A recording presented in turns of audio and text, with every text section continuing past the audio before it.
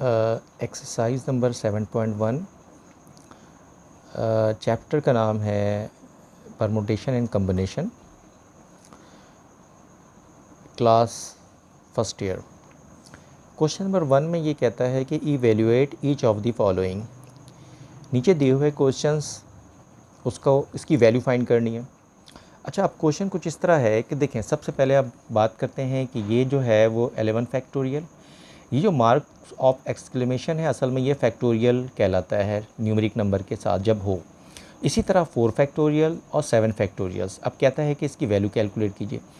अच्छा, फैक्टोरियल्स का मतलब क्या? देखिए, अगर 11 फैक्टोरियल्स हो या 4 या 7 फैक्टोरियल्स हो, इसका मतलब ये है कि इसको जो है 1 तक एक्सपेंड कर दीजिए। इसकी मिसाल कुछ मैं आपको इस तरह दूंगा कि जैसे देखें कि अब ये है 7 फैक्टोरियल, तो 7 फैक्टोरियल को आप चाहें तो इस तरह लिख सकते हैं कि जैसे 7 into 6 into 5 into 4 into 3 into 2 into 1। तो बेसिकली ये 7 फैक्टोरियल्स के बराबर है। तो यानी 7 से स्टार्ट करेंगे और स्टॉप करेंगे 1 तक, तो ये बेसिकली 7 फैक्टोरियल्स कहलाता है। इसी तरह अगर हम 4 फैक्टोरियल्स की बात करते हैं तो देखिए 4 फैक्टोरियल का मतलब ये होता है कि 4 से स्टार्ट करेंगे, 4 इंटू 3 इंटू 2 और हम 1 पे जाके स्टॉप कर देंगे। तो बेसिकली ये 4 फैक्टोरियल कहलाता है। अच्छा, हम इस तरह भी लिख सकते हैं, जैसे अभी मैंने कहा कि 7 फैक्टोरियल्स, हम 7 फैक्टोरियल्स को इस तरह भी लिख सकते हैं कि 7 इंटू 6 इंटू 5 फैक्टोरियल में जाके स्टॉप कर देंगे। तो इसका मतलब हमने यहाँ फिर फैक्टोरियल लगना लाजमी है। स्टार्ट कहाँ से किया? 7, तो बेसिकली ये 7 फैक्टोरियल्स के बराबर होगा। अच्छा, अब क्वेश्चंस कुछ इस तरह है कि कहता ये है कि 11 फैक्टोरियल्स डिवाइडेड बाय 4 फैक्टोरियल और 7 फैक्टोरियल्स की वैल्यू फाइंड करनी है। तो देखिए, चूंकि डिनोमिनेटर में 7 फैक्टोरियल्स है तो हम इस 11 फैक्टोरियल को इस हद तक जो है वो ओपन करेंगे कि वो 7 फैक्टोरियल तक पहुंच जाए। ठीक है, तो देखिए हमने स्टार्ट किया 11 से, 11 multiply by 10 multiply by 9 multiply by 8 and the last one is 7 factorial. हम आगे भी जा सकते हैं फर्दर, लेकिन चूंकि डिनोमिनेटर में 7 फैक्टोरियल है ना, तो इस वजह से हम यहाँ रुकेंगे। इसी तरह अब 4 फैक्टोरियल है, 4 फैक्टोरियल्स को इस तरह आप जो है वो एक्सपेंड कीजिए कि 4 इंटू 3 इंटू 2 इंटू 1 पर पहुँच जाइए। अच्छा, अब होगा ये कि देखिए 7 फैक्टोरियल जो है न्यूमरेटर डिनोमिनेटर कैंसिल हो जाता है। तो अब हमारे पास क्या बचता है जी? न्यूमरेटर में देखिए 11 इंटू 10 इंटू 9 इंटू 8 और इसके बाद 4 इंटू 3 इंटू 2 इंटू 1 जो है वो हमारे पास डिनोमिनेटर में। अब देखिए वैल्यू जो कैंसिल हो रहा है उसको कैंसिल करेंगे, जैसे 3 1 3 3 3 9 4 2 8 और ये 8 कैंसिल। तो अब हमारे पास न्यूमरेटर में क्या बच रहा है? न्यूमरेटर में हमारे पास रिमेनिंग जो नंबर है वो 11 10 और 3 ये प्रोडक्ट फॉर्म में बच गया। अब इन सारों को मल्टीप्लाई करेंगे तो रिजल्ट आएगा 330। तो इसका मतलब ये होगा कि हम इसका रिजल्ट जो है वो 330 कैलकुलेट कर सकें। आइए इसका नेक्स्ट क्वेश्चन पे आते हैं जी। पार्ट नंबर 9 है। ये कुछ इस तरह है कि 9 फैक्टोरियल डिवाइडेड बाई 2 फैक्टोरियल और ब्रैकेट में है 9 माइनस 2 फैक्टोरियल्स। अच्छा, अब 9 फैक्टोरियल तो हम एज इट इज़ लिखते हैं अभी 2 फैक्टोरियल। अब जब 9 माइनस 2 जब हम माइनस करेंगे 9 से 2 को तो ये 7 फैक्टोरियल्स हो जाएगा। अच्छा, अब हम इसको इस तरह लिखेंगे कि 9 इंटू 8 इंटू 7 फैक्टोरियल में हम स्टॉप कर देंगे। इसी तरह चूँ 7 फैक्टोरियल में हम स्टॉप करें, चूँकि आपको पता है कि डिनोमिनेटर में भी 7 फैक्टोरियल, तो ये ऊपर नीचे आसानी से कैंसिल हो जाएगा। जबकि 2 फैक्टोरियल का मतलब है 2 इंटू 1। अब इसके बाद हमारे पास ये हो गया कि 2 को डिवाइड कर दें, 2 कैंसिल कर दें 2 को 4 से, तो 2 अंदर 2 2 4 8 ये कैंसिल हो गया। अब ये 9 और 4 में कन्वर्ट हो गया, तब 9 4 को मल्टीप्लाई करेंगे तो रिजल्ट आएगा 36। तो देखा आपने कि इस तरह हमने क्वेश्चन नंबर 9 भी सॉल्व कर लिया आसानी के साथ। अच्छा, अब क्वेश्चन 1 का 10 पार्ट देखें। देखिए क्वेश्चन 1 का 10 पार्ट कुछ इस तरह है कि देखिए 15 factorial divide by 15 factorial 15 minus 15 factorial. तो फर्स्ट ऑफ ऑल ये लिखिए कि न्यूमरेटर में जो कुछ है वो एज इट इज़ लिखिए, डिनोमिनेटर में 15 फैक्टोरियल यूँ ही लिखें। अब 15 माइनस 15 जब हम करेंगे 15 से 15 माइनस तो 0 फैक्टोरियल आ जाएगा। अच्छा, अब 15 फैक्टोरियल जो है न्यूमरेटर डिनोमिनेटर कैंसिल कर दीजिए तो ये 1/0 फैक्टोरियल आएगा। याद रखिए 0 फैक्टोरियल जो है वो अमूमन 1 के बराबर होगा, तो लिहाजा अब इसकी जगह हम 1 लिख सकेंगे, तो 1/1 का मतलब 1 होता है। तो आपने देखा कि किस तरह क्वेश्चन नंबर 1 के डिफरेंट पार्ट्स को हमने आसानी से सॉल्व कर लिया। आइए जी, एक्सरसाइज 7 पॉइंट के क्वेश्चन नंबर 2 की बात करते हैं। Right each of the following in factorial form. इनको फैक्टोरियल फॉर्म में लिखना है। अच्छा जी, क्वेश्चन कुछ इस तरह है 8.7.6 और डिवाइडेड बाय 3.2.1। अच्छा, यहाँ डॉट का मतलब मल्टीप्लाई है, इस चीज़ का ख्याल रखिए। अच्छा, अब ये 8 से स्टार्ट हो रहा है और 6 में है, लेकिन ये फैक्टोरियल नहीं है, तो हम ये काम करते हैं कि 6 के बाद क्या आता है? 5 आ रहा है। हम ये करेंगे कि इस फ्रैक्शन को 5 फैक्टोरियल से मल्टीप्लाई भी करेंगे और डिवाइड भी करेंगे।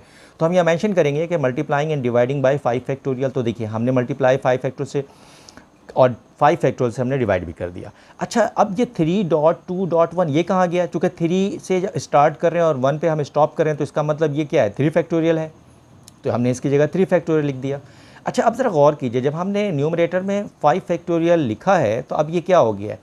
8 से स्टार्ट हो रहा है, देखिए 8 × 7 × 6 × 5 फैक्टोरियल, इसका मतलब ये 8 फैक्टोरियल के बराबर है, तो हमने लिख देना 8 फैक्टोरियल, और डिनोमिनेटर में 3 फैक्टोरियल और 5 फैक्टोरियल हम एज इट इज़ लिख देंगे। तो हमारे पास देखिए क्वेश्चन ये था और हमने इनको फैक्टोरियल फॉर्म में कन्वर्ट कर दिया। आइए अब हम बात करते हैं क्वेश्चन नंबर 2 के 6 पार्ट की। ये कुछ इस तरह है कि देखिए 52.51.50.49, तो यकीनन 48 फैक्टोरियल नेक्स्ट होगा। तो हम ये करेंगे कि इस फ्रैक्शन को 48 फैक्टोरियल से मल्टीप्लाई भी करेंगे और डिवाइड भी कर देंगे। अच्छा, अब इसका क्या फ़ायदा होगा, ज़रा गौर करते हैं। देखिए हमने यहाँ 48 फैक्टोरियल लिख दिया और डिवाइड में भी लिख दिया नीचे 48 फैक्टोरियल, जबकि ये 4.3.2.1 आप जानते हैं 1 तक है, तो ये 4 से स्टार्ट हो रहा है, तो ये तो 4 फैक्टोरियल हो गया।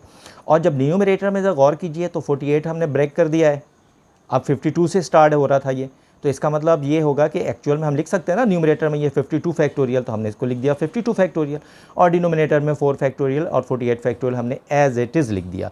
तो आपने देखा कि ये हमारे पास क्वेश्चन था और इसको कह रहा था क्वेश्चन में कि इसको फैक्टोरियल फॉर्म में लिखे, तो हमने इसको फैक्टोरियल फॉर्म में कन्वर्ट कर दिया। अच्छा, अब इसके बाद जो है वो इसका जो नेक्स्ट जो है वो क्वेश्चन है वो कुछ इस तरह है कि देखिए n+2 ब्रैकेट, फिर दूसरी ब्रैकेट n+1, फिर तीसरी ब्रैकेट n।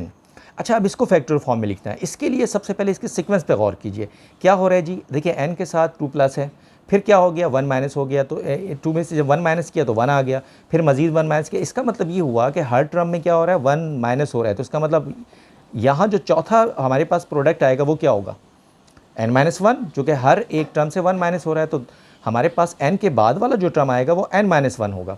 तो अब हम ये करेंगे कि इनको मल्टीप्लाई भी कर देंगे n-1 फैक्टोरियल से और डिवाइड भी कर देंगे। तो लिहाजा आप देखिए हमने लिखा n+2 n+1 n-1 फैक्टोरियल।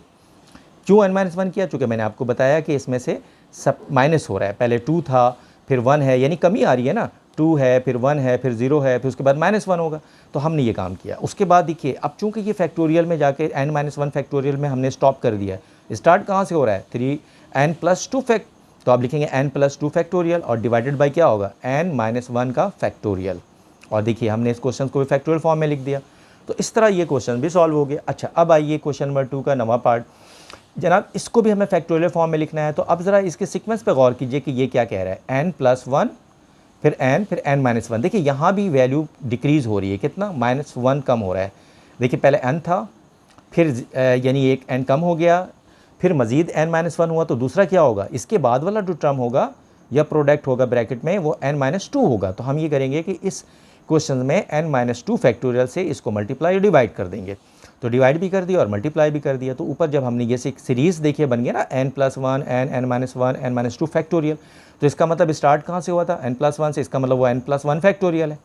अच्छा, जबकि नीचे 3.2.1 ये तो 3 फैक्टोरियल होता है, और जबकि n-2 फैक्टोरियल भी आ गया। तो देखिए क्वेश्चन ये था और हमने इसको फैक्टोरियल फॉर्म में कन्वर्ट कर दिया।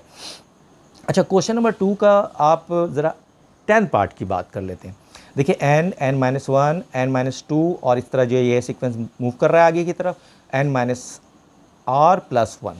अच्छा, अब इस सीक्वेंस पे गौर कीजिए, n फिर क्या होगा 1 माइनस हो गया, फिर क्या हो रहा है मज़ीद 1 माइनस हो रहा है। तो इसका मतलब ये हो रहा है कि इसमें जो है वो डिक्रीज़ हो रहा है, -1 जो है वो डिक्रीज़ हो रहा है। तो हम पहले एक सेंटेंस लिख देते हैं कि since number are decreasing by 1, इससे सीक्वेंस से हमें अंदाज़ा हो रहा है ना, तो हम लिखेंगे दस the next number would be. तो हमारे पास नेक्स्ट नंबर क्या होगा कि जो भी हमारे पास ये नंबर है इसमें 1 माइनस कर दीजिए, 1 डिक्रीज़ कर दीजिए, यानी कि तो अब ये होगा n-r+1।